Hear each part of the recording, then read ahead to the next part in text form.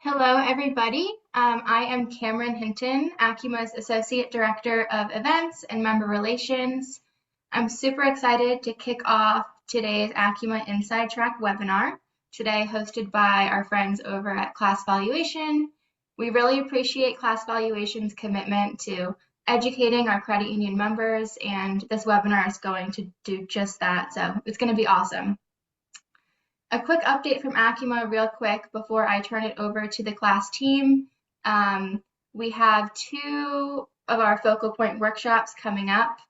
May 9th and 10th will be in Nashville, and then June 11th and 12th we will be in Denver. So if you are able to attend those, please register. You can get more information on both of those on our website. If you do have any questions, please feel free to reach out to me or somebody from the ACUMA team, and we can assist you on that.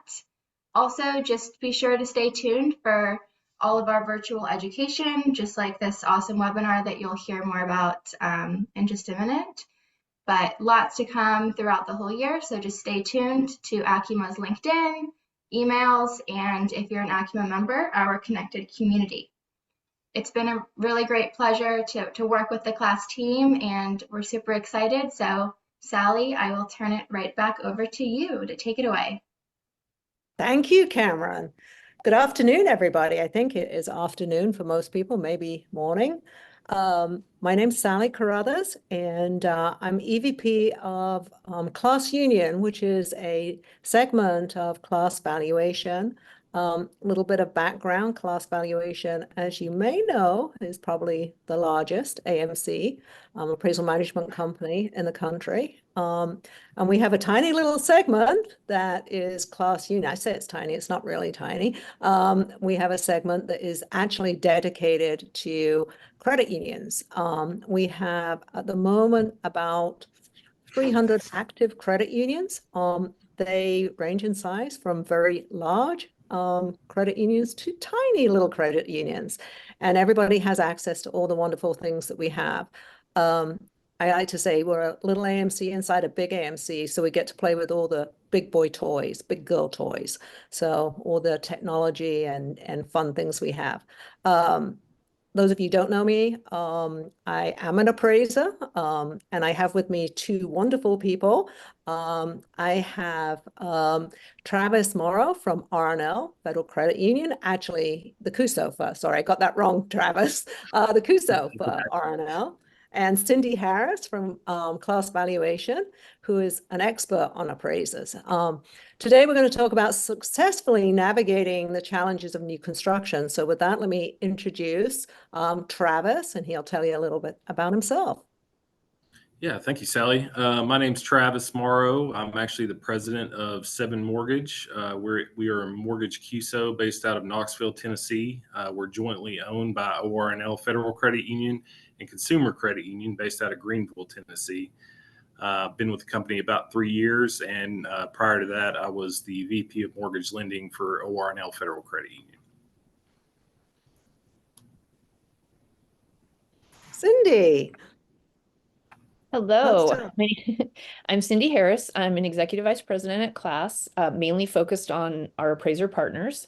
I've been an appraiser for, I think it's 32 years now. I'm certified residential in Colorado and in California. Done lots of things in the valuation space, and have been with Class for 5 years, and super excited to talk with you today about construction. Thank you, Cindy. We actually, Cindy and I discussed that probably we've been appraisers for a long time, but you might not want us actually to go out and do an appraisal because we're good at managing appraisers, maybe not doing the appraisals, but we do know a lot. So with that, let's have a little chat. Now, a couple of housekeeping items.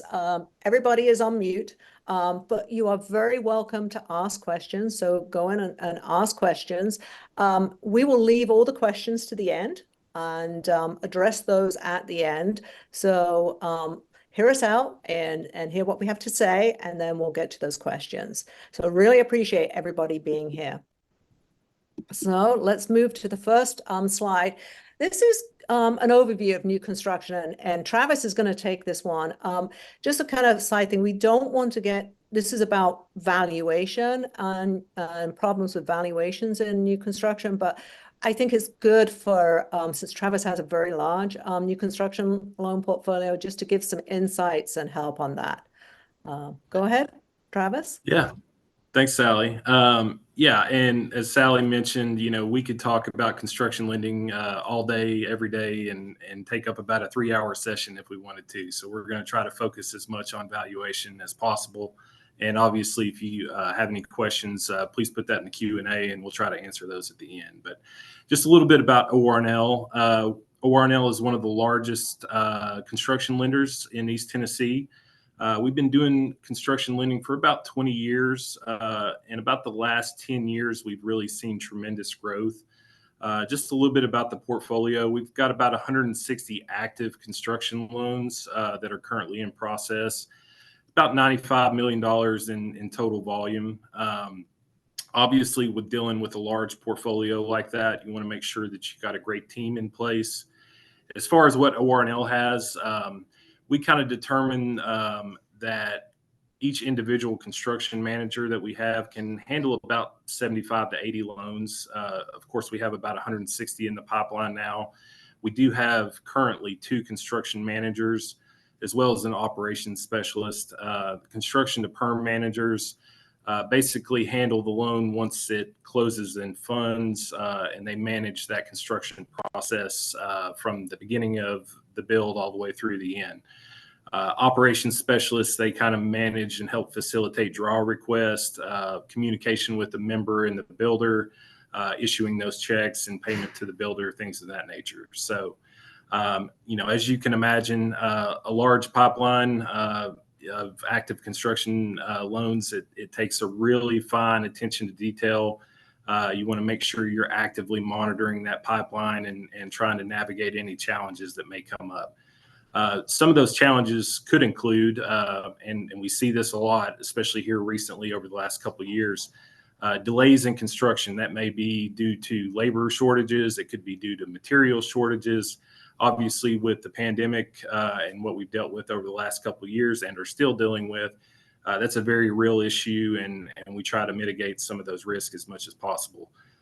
Some of the other challenges you may run across are cost overruns. We all know what's happened with the price of materials over the last couple of years. Obviously, that's something that we closely monitor, and you can expect the average construction loan to go over budget anywhere from 10 to 15%. I would say that's about average. Another major issue that we see a lot, disputes between the borrower and the builder. Those are inevitable, especially when we're dealing with escalating materials cost and some of the stressful elements that go along with building a new house. I believe Sally just built a new house recently, so she is well aware of some of those major issues. But some of the things that we do to try to combat some of those issues and challenges, we hold monthly staff meetings with the construction operations staff. And really what we do is do a deep dive into the pipeline. We look for any potential issues that are coming up. The main thing with construction lending, any issues that do pop up, you want to catch those early and address those as early and often as you can in the process. Little small issues can turn into large issues really quickly if you're not careful and on top of that. We also look for upcoming conversions, loans that will be converting in the next 60 to 90 days. We go ahead and start correspondence with those and kind of send out, messaging to the borrowers to make sure that they have all the information they need, and we've discussed the steps that it takes for that conversion process. We also try to identify any market trends in the area and any issues that we've heard with any builders in the area. All these things are really important as you kind of monitor that pipeline just to ensure no major issues pop up. So. Thank you, Travis. So let's get into the valuation piece. So, Cindy and I, and Travis for that matter, are coming at this from an appraisal management point of view. We work for an appraisal management company, but what we're trying to talk about is some of the issues and things we see that are really important when you're trying to get a very good valuation on new construction. So I wanted to start with something that may seem a little simple, but actually kind of can cause a lot of trouble. Travis and I going, yes, we know what that is. So the first one, so it's getting all the correct and meaningful documentation over to your AMC, who can give that and make sure, and the AMC will make sure it's all there to get over to the appraiser. And the first one seems really silly, but make sure you send over the correct plans, materials, and specifications with detailed costs. The appraiser is not going to know necessarily when they're doing the appraisal that if you send the wrong ones over, that's wrong. There's no way for them to tell that that particular set of plans is attached to that particular borrower. So we have learned this, right, Travis? Sometimes the hard way. Yeah. Yeah, we literally had an appraiser who went out to do a final inspection and said, that's not the house I appraised. That's not the right plans and specs. So you don't want that to happen.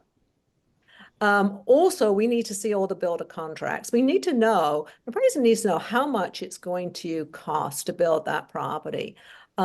Really important because we need to know the level of quality and detail that's going into the property. Is it just a basic house, or are they putting in, fantastic kitchen counters or whatever it is? We need to know that. The appraiser has to be able to literally appraise this as if it was there. So they have to have all the details. They're making it subject to it being constructed. So they have to replicate that property in the appraisal.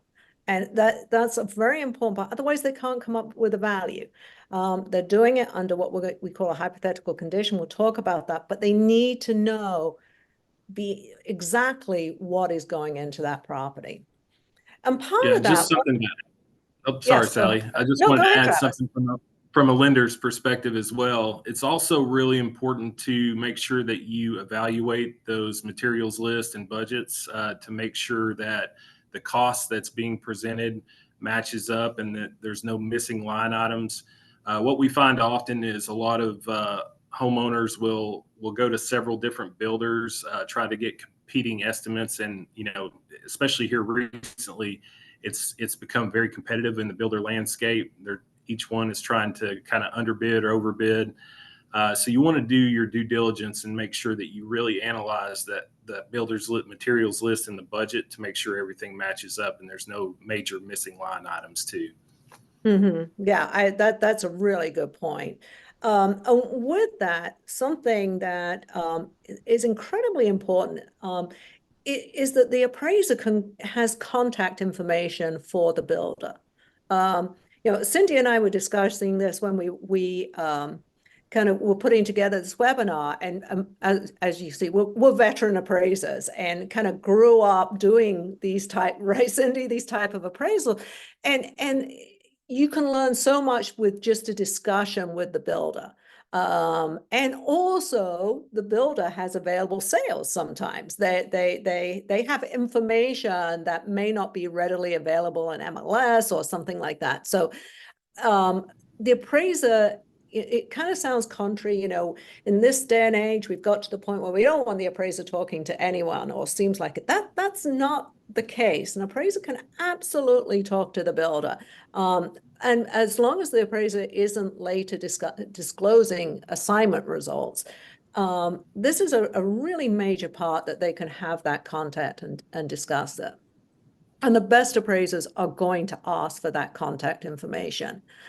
The other thing is site contracts. Obviously, they're building on a site. The homeowner or your member, your borrower already owns that site or is going to buy that site. So information on that, together with what they're going to do with the site. They're going to put in a well and septic system.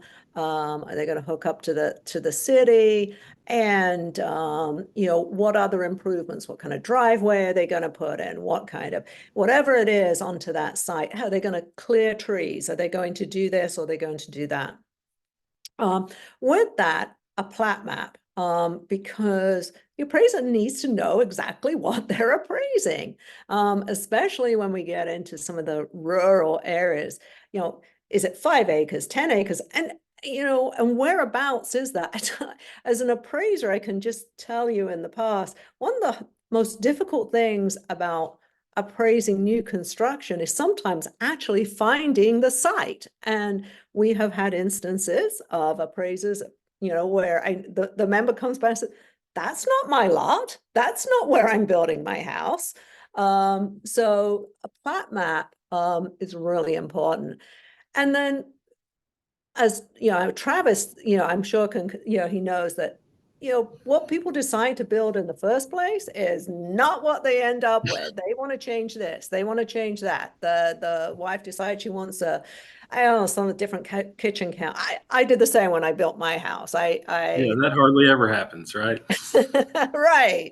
And the thing is, that doesn't mean, very important, doesn't mean that necessary changes the value or changes the value by the amount that they're going to spend. But again, the appraiser has to replicate what is going to be there. So those change orders are very important to make sure that they are appraising the right property and making it absolutely as it was. It happened. Now, I don't know. Hopefully my credit union is, I hope my credit union is on this call. But when I built my house, the appraiser did not get the change orders, and we had to go back and say, hey, I changed it, and we need that figured into the appraisal. So be careful of that. So those are some of making sure the documentation is there is very important. And I think in your credit union, training for your processes, am I correct, Travis, to make sure they know exactly, or whoever is your appraiser coordinator, whoever is ordering those appraisals, to make sure they know exactly what should go over to the appraiser? Yeah, and I think that gets back to making sure your entire team is on the same page, because those change requests may come through our operations specialist, they may come through our construction manager, whoever that goes through. Everyone involved in the process needs to be aware, because there may be considerations that particular individual is not taking into account or not understanding how that affects either the loan scenario, the value, could affect the cash reserves that we have on hand. Typically we verify that you have 10% of the total cost of construction in reserves. We like those reserves to be liquid as well. Those types of things do happen, but someone has to pay for the change request, because that's beyond the scope of what, not only for the valuation, but beyond the scope of how we've set up the loan. So any of those additional funds have to be allocated. We typically require that those are paid for out of pocket when they're requested by the borrower. And most builders understand that. That's part of the process and the education piece, where you need to have those good conversations with both your borrower and the builder. Good. So next slide. This again is something that pops up and is very, very important. When somebody builds their own home, they may have kind of really lofty ideas, right? And they want different types of properties, and sometimes they're disappointed because what they want, or what they've designed, or what they've talked to with the builder, they don't get value for it always. So just starting off, there's new construction. I want to kind of just break down the difference between kind of a spec track home and a custom home. And it's pretty simple that a spec or track home, when someone is buying a new home, they're buying the house and the lot, right? And then with a custom one, they either own the lot, and this is what mostly in your new construction you're talking about, Travis, right? They either own their own lot or they buy the lot and then they contract to you to construct the property on the top. So, and you may do both of those in different ways in your credit union. And I think that with that, we have a fixed cost and then we have kind of cost plus, right? And often when people kind of get into this kind of designing their own home or doing whatever they want, we have some what Cindy and I call functional depreciation. And some maybe over improvements or under improvements, or and functional depreciation is something doesn't function right in the property, even though it's the house of your dreams. It's not the house of everybody's dreams.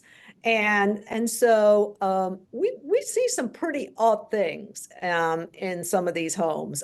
We've had people that build castles and literally castles. And someone might want one thing and in some, but it's not really the market wouldn't want that. Somebody individually might want that, but someone else won't. And sometimes I call this the HGTV kind of factor. I think everybody watches HGTV and they see all these wonderful kind of different types of properties. And all of a sudden at your credit union, you're trying to finance a container home. I mean, literally, we've had some container homes. And the appraiser's going kind of time out. I don't have any container homes to compare this to.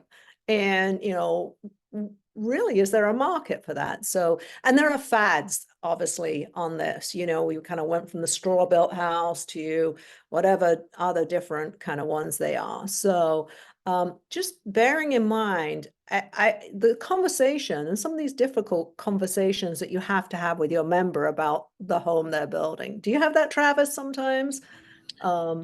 We do. Yeah, we do field those types of requests often. Typically, we like to stay away from those types of requests, and occasionally we may approve one as a one-off exception.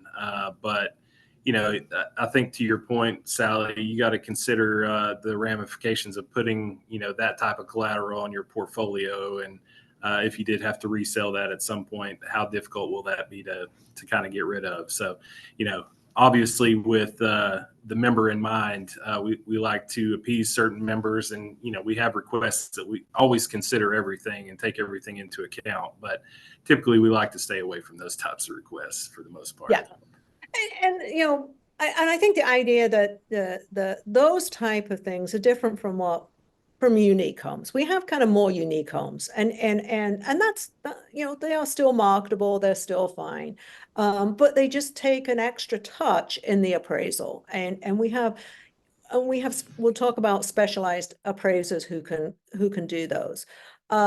And we'll talk about some of those, but one of the things that happens often, and I know Travis asked me to kind of include this in the deck, was below grade area.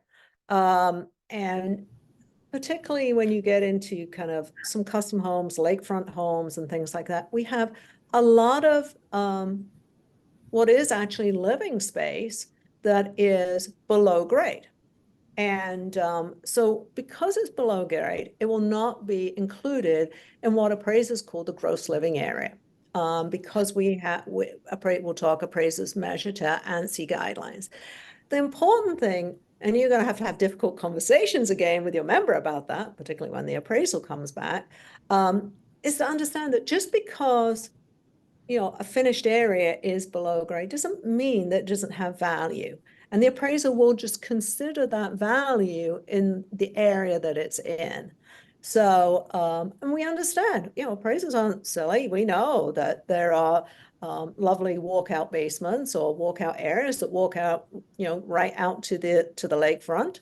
And the floor above it oversees the lake, and those areas are very functional and they're finished and they have a lot of value. It's just about positioning of that what we call gross living area. But that is a very difficult conversation sometimes. to have. And it really is just because of the standard that appraisers use. And because at some point they've got to draw a line somewhere, and there have to be boundaries on and a point of reference. Some other trends that we see that are kind of unique are, the detached garages that are very popular right now, sometimes with ADUs. And we get into questions of, well, does that make it a two-family? Because it's got another, unit there. And usually it really just is a ADU. But the ADU is extremely popular, particularly when you get into some more urban areas. In point of fact, they're probably going to be used for my favorite thing, short-term rentals. But that kind of, we always thought of them as in-law suites, but I'm not sure of that. So, and architects and builders will kind of put in their own little touches, right? Their own little odd things. Very popular right now are energy efficient items and green homes. Do you see many of those in the Knoxville area, Travis? We do. We have one builder in particular that specializes in energy efficient homes, and we've had to have some difficult conversations just because there's not a lot of really good data on it. I know I've had several conversations with you about that, Sally, and oftentimes those materials are more expensive on the front end, over the life of the loan. That's where you really see the value and the return on the investment. But on the initial appraisal, oftentimes it's hard to justify the cost dollar for dollar with the appraised value. Yeah. And I know that Cindy's in Colorado, and I know that green homes are popular in Colorado, aren't they, Cindy? Yes, they are. Yeah. And I think that it is a very good kind of way of saying it, Travis, that sometimes the initial investment is high and the long-term, return on it has to be looked at. And, we'll talk about appraisers, but there are appraisers who have specializations in appraising green homes and that. My favorite one are the condominiums. Because I never quite get why someone's doing this, but they are extremely popular. And I think the original idea of it, where they came from, I know that somebody bought a nice lot somewhere and they intend to put the house of their dreams on it, and they thought, well, we'll put a barn on first, and then we'll finish out like a little apartment in it and live in it, right? And we'll put everything else. And from that, they really have become, I guess, a unique property that they are being intentionally built. So, yeah, I've started to see a lot of national builders even offer floor plans that kind of model the barn dominium, kind of philosophy. It's not truly a barn dominium; it's more of a barn style home. But that's very popular, especially in the East Tennessee area. Yeah. So I'm sure that you're going to see some of these in your portfolio, but recognize also that for appraisers, they represent a challenge. Especially if there aren't a lot of comparable sales. So you're not going to get your cookie cutter appraisal out of that. Let's turn this over to Cindy, who is our resident appraiser expert, to talk about appraiser expertise and competency. Sure. Thanks, Sally. Just for a little background, Class Valuation has over 20,000 1099 or, fee appraisers. We have 200 plus staff appraisers nationally, and 20% of our entire team at Class are appraisers. And just to kind of reference what you were talking a little bit about, Sally, is our chief appraiser is actually an ANSI qualified, I believe, to teach even, and he is also certified in green homes. So we have a resident chief appraiser who I feel that you could ask him anything and he knows the answer. So it's wonderful to have all the expertise that we do have. And when it comes to niches, right, and what appraisers are really good at, we know that about them, and we have some technology called Smart Assign, and which builds in kind of preferred panels so that appraisers that are highly proficient in this type of work are the first choice to receive the order. The most important thing that class does every day is assigns to the right appraiser for that particular order. Whether it's a field partner that's not a staff appraiser or is a staff appraiser, it really comes down to who's the best appraiser in that market for that particular assignment. And we do offer a lot of training for both our internal and external partners. We do some of our own internal training. We also are industry partners with a company called McKissick. They're kind of a sister company of ours, and we offer discounts to all of our field partners, and our staff have full subscriptions to all of their training modules. So they can learn, right, to become experts in green homes and understand how to be highly proficient at ANSI, which I believe you're going to talk about that a little bit more, Sally, as we go through. And we have another tool. We acquired another company called Data Master a while back, which also gives the appraisers an exceptional tool in terms of analyzing data. It helps. It has a full regression analysis piece. We're coming up very shortly now on having some additional pieces to help them, with adjustments and even the cost approach, which is important here. And then the quality control is set up so complex assignments like this will be escalated to members on the team who are highly qualified or actually appraisers themselves. Then we have an escalations team that's made up of appraisers. So our appraisers in the field can call this group of appraisers, we refer to them as the Appraisal Resource Center, and talk to them about any assignment questions they have. If they have a highly unusual property, they can call in and get advice from a peer group that's able to help them. And then if there are any, corrections or any trouble or with the appraisal or ROV, maybe reconsideration of value is needed or something of that nature, we have this team of experts that can help to handle that for them, for the appraiser and for you at the credit union. I think that kind of covers, what we do with our appraisers. We have really strong relationships with them, again, and having staff is amazing because we're able to do a lot with them in terms of training and getting, helping them come along with very specific areas of expertise. Thank you. And I look like I've lost my screen, correct? Yeah, it just went dark for some reason. I know. Technical difficulties here. Let me see if I can I'm gonna stop sharing here and see if I can get it back for you. Hang on one sec. I'm so sorry. We will talk amongst ourselves and I don't know why You're sharing now. Oh, there you go. Oh, there we go. Here it is. Can you see it right now? We can. It's just not taking up your full screen. Yeah, let's just start. I can do that. Slideshow. There we go. Now we got it, right? I just have to get back to our slides. So sorry about that. You're back in action. I'm back in action. Yeah, I think one of the frustrating things when we talk about kind of appraiser expertise, there were for several years appraisers who qualified or even trained who never did new construction. And, I think, those that kind of qualified somewhere around after 2008, I feel like they didn't. So there was a lot of catch up to be done, I think, in the appraisal profession for people to, I think it's happened now, but and there's such tremendous resources.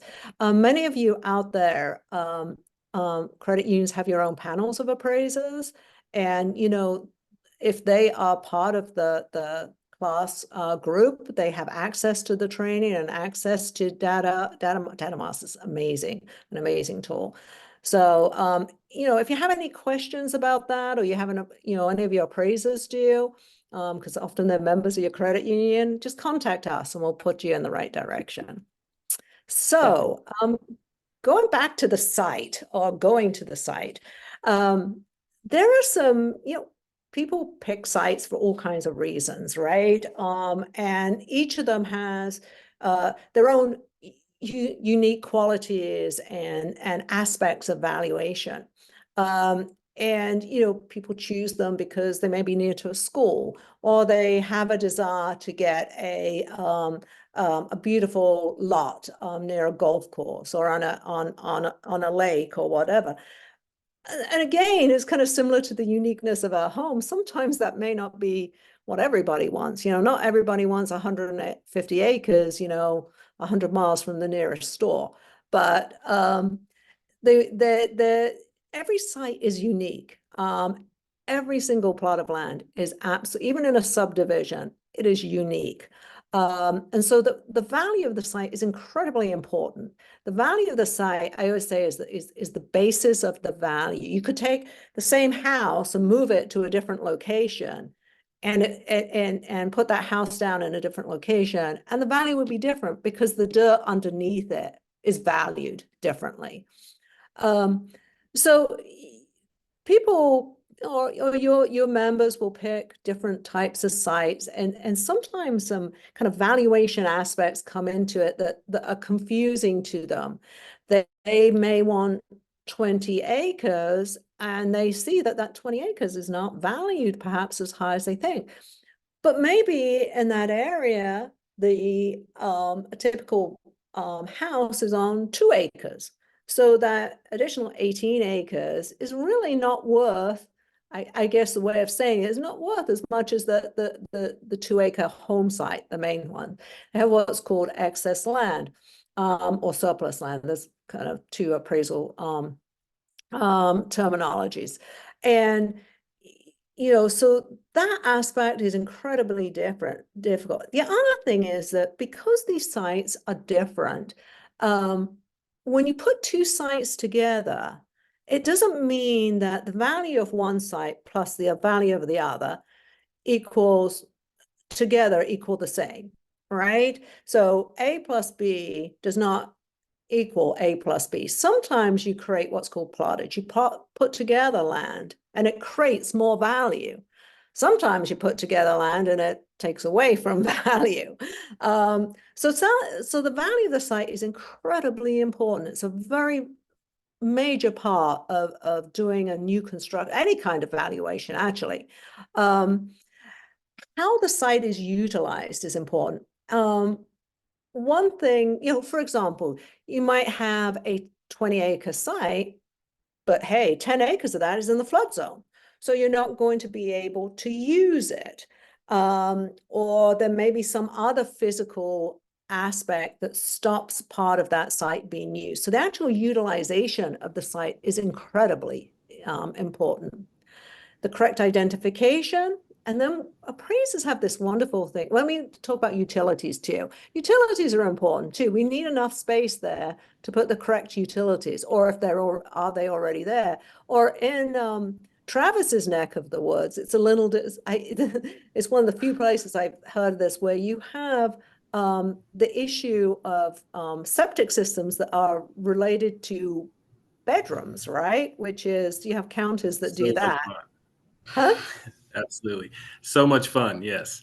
Yeah. And it's like a 3-bedroom home has to have a certain size, septic system.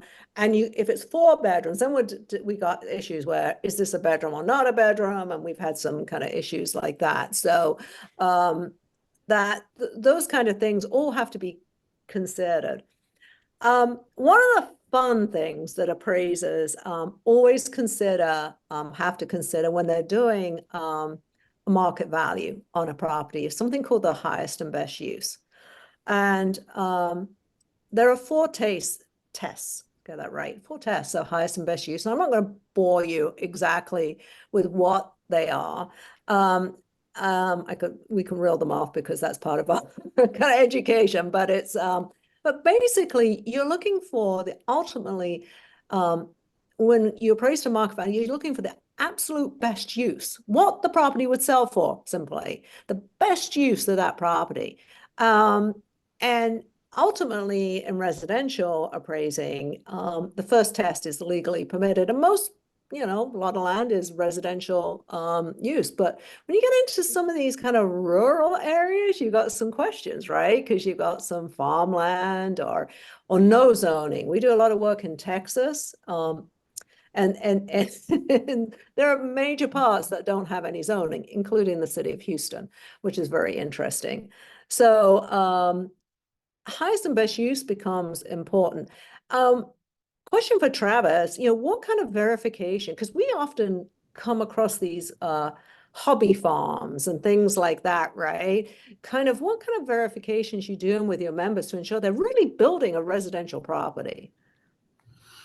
Yeah, that can definitely be a tricky one, Sally. Obviously we're analyzing, looking at tax returns, checking for any businesses that may be listed on the tax returns. Checking county records to see how the property is zoned, which the appraiser done as well. But yeah, there's affidavits that the borrower signs at closing. Oh, really? That's where your strong underwriters come into play there, just to make sure that you're doing, your due diligence and investigating everything you can on your borrower, just to ensure that the intended purpose is being carried out. Yeah, yeah. Because the last thing you want to do is give a residential loan on something that isn't residential. So the site is very important. And with that, location, and when someone's building a home, they're looking for the prime site, right? And so often they will look for some pretty unique locations, lakefront locations, golf courses, mountainsides, ocean fronts, those kinds of things. And this is location is ultimately location. It is ultimately, what is important in the valuation. And appraisers will always try to compare similar locations. So I can remember years ago, as a trainee appraiser, I tried to use a riverfront property to appraise a golf course property. And I thought my mentor was going to come across the desk at me. And it was mad. So we are trying to make sure that because the idea, if someone's buying a golf course property, the buyer of a golf course is not going to be the buyer of a riverfront property, right? So we're trying to make sure that we have comparables. That sometimes is an issue. We don't always have, a comparable golf course property within a half a mile or a mile that sold in the last 6 months or the last 30 days. That's not always there. So those are some of the kind of unique situations we get with locations. So again, for your underwriters, they'll be trained to know that, hey, this is not an absolute cookie cutter, normal kind of Fannie Mae type loan, that there are going to be some unique situations.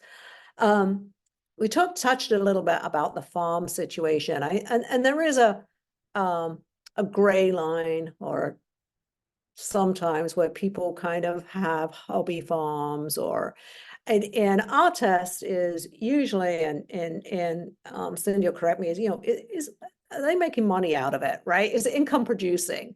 Is that land producing income? They may be kind of,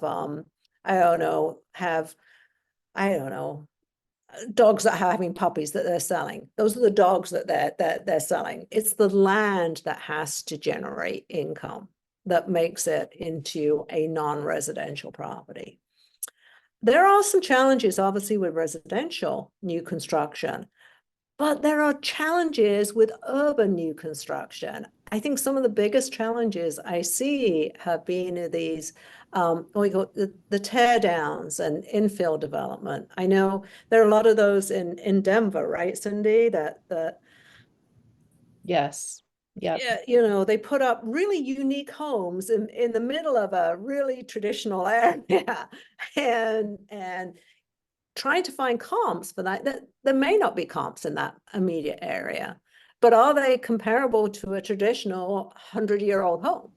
Probably not. So there are the urban infill lots are very kind of and you've got to have an appraiser that knows what they're doing. We have one situation for any of my credit union friends down in Texas who might remember this, but they where I think it was Dallas, and they were tearing down a property and building a new one, and it kind of got escalated to me. It got escalated to me because the person doing it was an appraiser.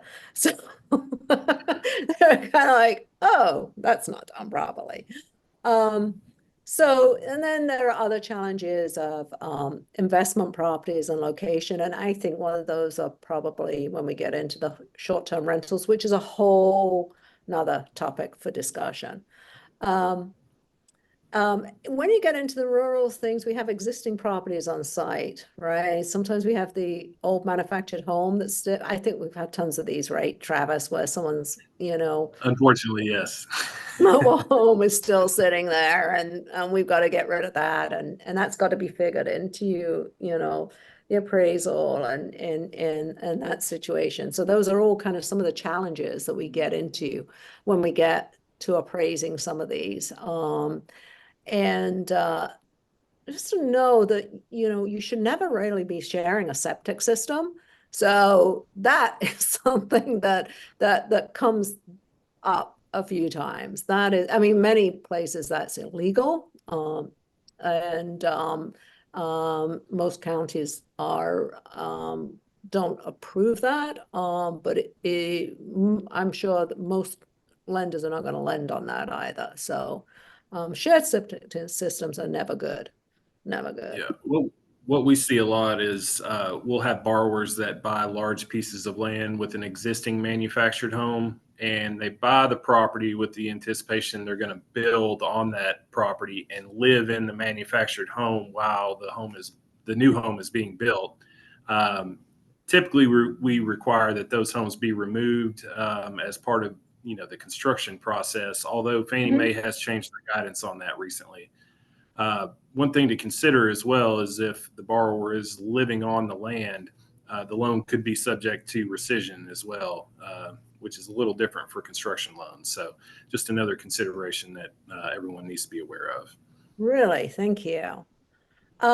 So going to our plans and specifications, we kind of mentioned this fancy ANSI word.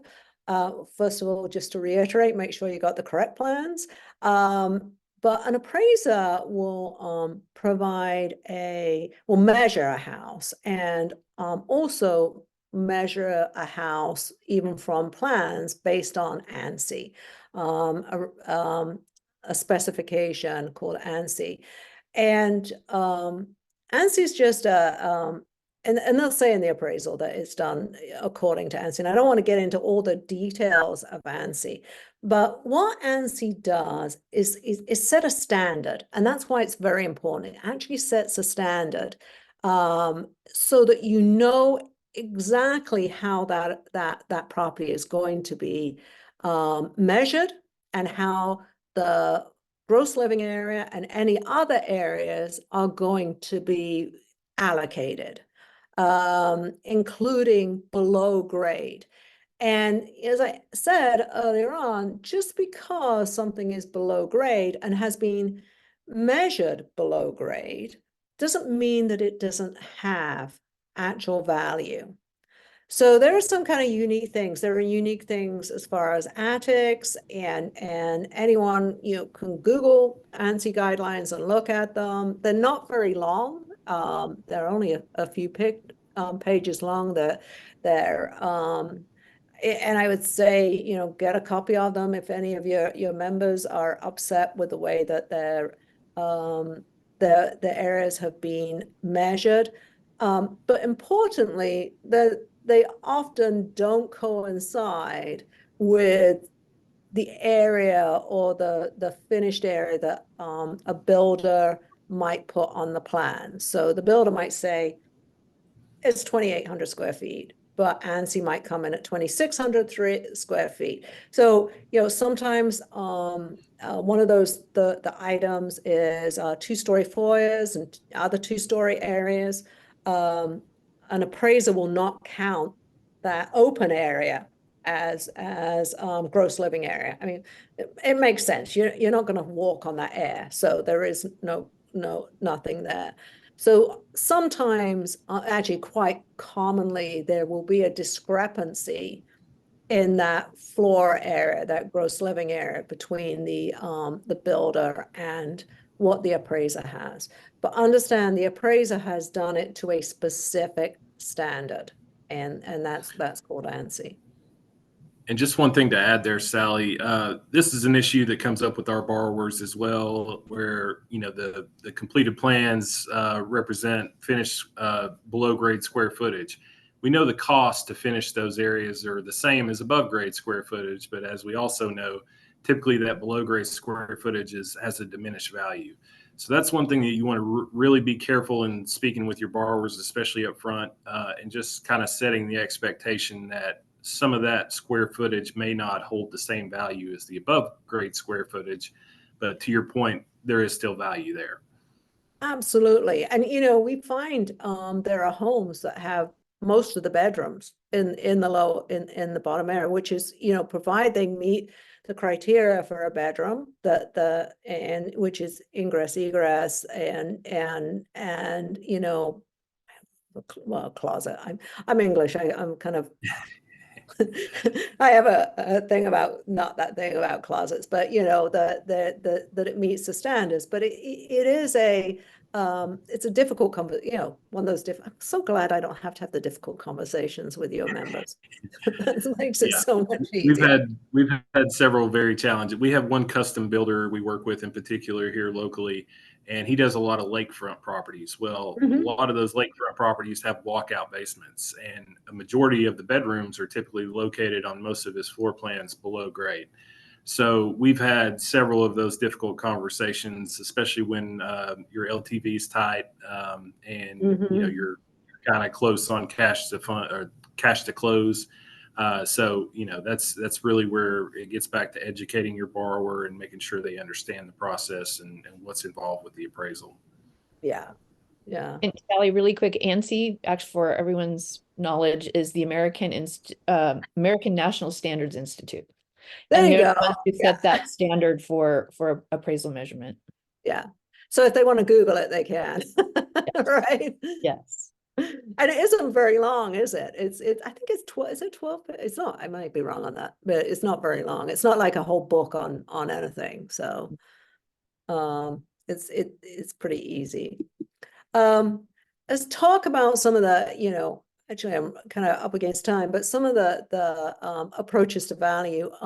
New construction, the cost approach is very relevant. Now I know that Travis is credit union requires the cost approach on every appraisal. Not every credit union does, but it is a very relevant part of the appraisal for new construction. It should have some relationship, certainly, to the cost of building the property. Just because something is new doesn't mean that it doesn't have some kind of depreciation. As I said, we talked about functional depreciation. Sometimes there may be what we call external depreciation. People don't always pick the best site, and there may be some issue that causes an external factor that will take away from the value. And sometimes the economic depreciation too, that there just isn't the cost does not equal value. That just because somebody is building this, whatever type house it is, it doesn't mean that there is value in it. The important thing in the cost approach is that all the improvements are identified and accounted for. I think that's probably one of the things I see most of a problem in the cost approach. And then that the site value is there and supported. Often, sometimes that's not the hardest part because the borrower has actually bought the site. And so you have kind of some kind of market evidence there. Oh, one of the issues that comes up, it always comes up, is that an appraiser will look at a contract to build, and they will mistakenly think that that contract to build that home includes the site as well. I think we've had this, Travis, right? That where so for example, there's a contract to build a home and it's 400,000, but they already loaned the lot and they paid 100,000 for it. But the appraiser will come in at 400,000, or because that's kind of what appraisers sometimes do. I'm sure, Cindy, you've seen that too, where it's probably one of the biggest kind of mistakes, and probably one of the biggest on new construction for us, one of the biggest escalation points, right? That we get somebody calling from the credit union saying, hey, did they not realize they already own the site? And so that's part of the education process and making sure that appraisers know how to read those specifications and understand it. And I think that's where some of the conversations with the builder can kind of help mitigate some of those issues as well. Yeah, exactly.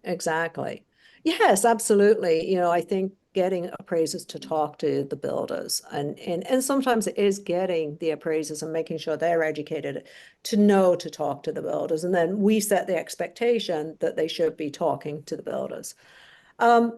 Going up against time, so I'm going to hit this pretty quickly on the selection of comparable sales are quite difficult often on new construction. And one of the biggest and hardest things, especially when you get to custom homes, is that people build a custom home and they don't intend to sell it, and they don't sell it. And so where are the comparables that are new? Often the comparables are older by the time somebody sells it.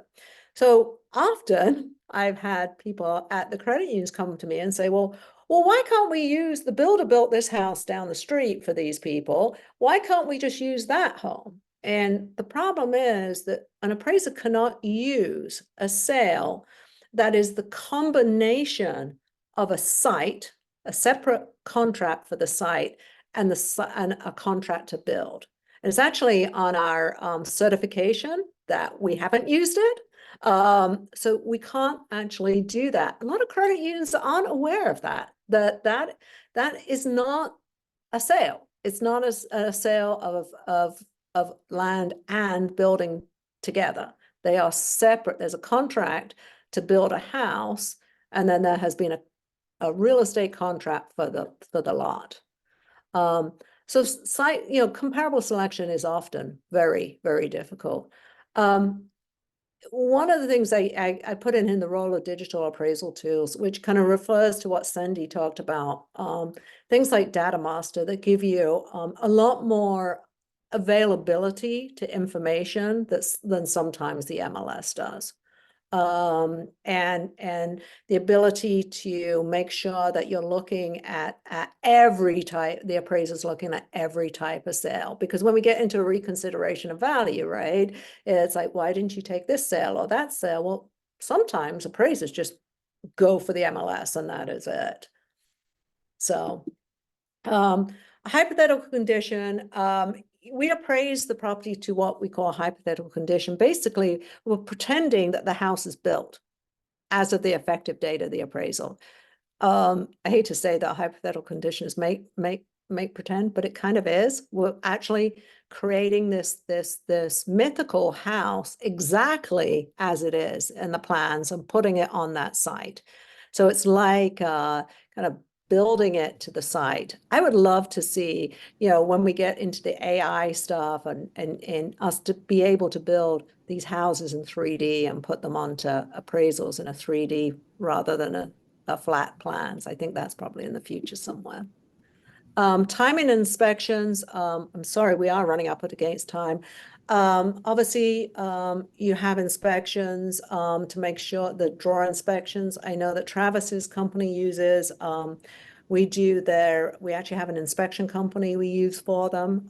Class actually uses we actually have our own inspectors too, but inspectors. So we keep the appraisers doing the appraisals, and then they come in and do the final inspection, which we found is great because it kind of improves the appraisers' turn time and doesn't keep them busy doing inspections. One thing I'm going to touch on is reconsiderations of value. We get a lot of reconsiderations of value on new construction, and I think it's this kind of thing that, cost and value aren't always the same. So I'm so sorry that we run up against time. Do we have any quick questions that we can answer? I think there was one question here, Sally. It says, how do you handle builder agents who indicate or suggest they will only provide sales that make the deal work? Well, for one thing, appraisers do have access to a lot of information. So I think that most of every appraiser I know will pretty much know that every piece of information given to them by a builder is not necessarily a valid sale. However, I think it's a good idea to get. I mean, there's nothing wrong with taking the information, but appraisers are pretty smart. They know what's good and what isn't. And of course, the builder wants it to be worth a certain amount, but the appraiser is going to appraise it to market value, and they're going to use the best comparable sales, and not the ones that are just going to make the deal work. That's not going to happen. Sorry. Any other questions? Do we have any other questions? Nope. Well, thank you everybody for joining us. We really appreciate it. I apologize for my little blip in the middle there. This is our contact information. Please feel free to contact us and with any questions. We really appreciate it, and we really thank you for joining us. It was really fun to do this afternoon, and we appreciate ACUMA and everything that they do for the credit union division. So thank you.